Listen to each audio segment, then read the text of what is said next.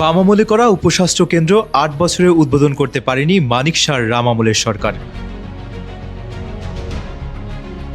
সংবাদে প্রকাশ, ৮ বছরে উদ্বোধন করতে পারেনি বড়দোয়াল গ্রাম পঞ্চায়েতের জব্বার আলী উপস্বাস্থ্য কেন্দ্র, যার জন্য স্বাস্থ্য পরিষেবা থেকে বঞ্চিত হাজার হাজার গ্রামবাসী। ফলে ক্ষোভ তুঙ্গে বড়দোয়াল গ্রাম পঞ্চায়েতে। অথচ নির্বিকার হয়ে বসে রয়েছেন রাজ্য সরকারের পদোন্নতিতে সম্প্রতি এমএলএ মন্ত্রী হওয়া কিশোর বর্মনও। মন্ত্রী কিশোর বর্মনের বড়দোয়াল গ্রাম পঞ্চায়েতের ২ নম্বর ওয়ার্ডে জব্বার আলী উপস্বাস্থ্য কেন্দ্রকে ঘিরে তীব্র ক্ষোভ ও চাঞ্চল্যের সৃষ্টি হয়েছে গোটা এলাকায়। অভিযোগ, প্রায় ৮ বছর আগে নির্মাণ কাজ সম্পন্ন হলেও আজ পর্যন্ত উদ্বোধন করা হয়নি এই উপস্বাস্থ্য কেন্দ্রের। ফলে স্বাস্থ্য পরিষেবার ন্যূনতম সুবিধা থেকেও বঞ্চিত হচ্ছেন সাধারণ মানুষ। বাম আমলে এই বড়দোয়াল উপস্বাস্থ্য কেন্দ্র তৈরি হয়েছে প্রায় ২০১৬ সালের পর এটা তৈরি হয়েছে। তৈরি হওয়ার পর ২০১৮ সালে সরকার পালাবদল হয়েছে। তারপর থেকে এখন পর্যন্ত এই স্বাস্থ্যকেন্দ্রটা উদ্বোধন করতে পারেনি বিজেপি সরকার। যারা বুক ফুলিয়ে বলছে যে এই জায়গা প্রত্যেক এলাকা উন্নয়ন হচ্ছে, শিক্ষার গুণগত মান, স্বাস্থ্য গুণগত মান হচ্ছে। আপনি বড়দোয়াল দিয়ে আমি দেখাচ্ছি, এই বড়দোয়াল স্বাস্থ্যকেন্দ্র দীর্ঘ আজকে ৮ বছর ধরে এটা এখনো উদ্বোধন করতে পারছি না। স্থানীয়দের দাবি, কোটি টাকার সরকারি প্রকল্পের ভবন দীর্ঘদিন ধরে অব্যবহৃত অবস্থায় পড়ে রয়েছে। অথচ এলাকার গর্ভবতী মহিলা, শিশু ও বয়স্ক রোগীদের সামান্য চিকিৎসার জন্য ছুটতে হচ্ছে দূরবর্তী হাসপাতাল কিংবা মেলাঘর মহকুমা হাসপাতালে।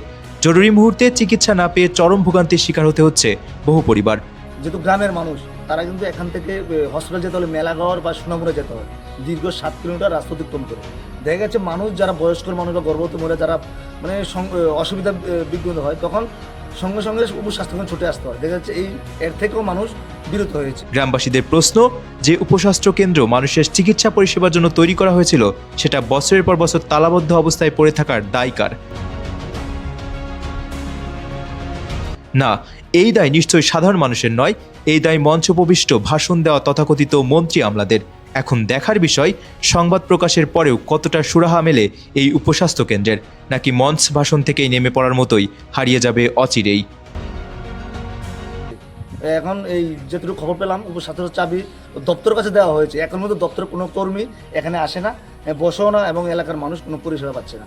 এবং যেটা আমরা জানতে পারলামও, এই যখন আমরা লাড়াচাড়া দেওয়া হয় এই উপস্বাস্থ্য খোলার জন্য, তারা তখন দপ্তর থেকে কিছু টাকা দিয়ে ওই মেনটেনেন্স করার নাম করে কিছু মেনটেনেন্স করে সমস্ত টাকা হাতিতে নেয়, এমন কিছু আমাদের কাছে খবর আছে। আমরা তৈরি করি, আমরা এই আপনাদের মিডিয়ার মাধ্যমে আমরা তুলে ধরতে চেয়েছি।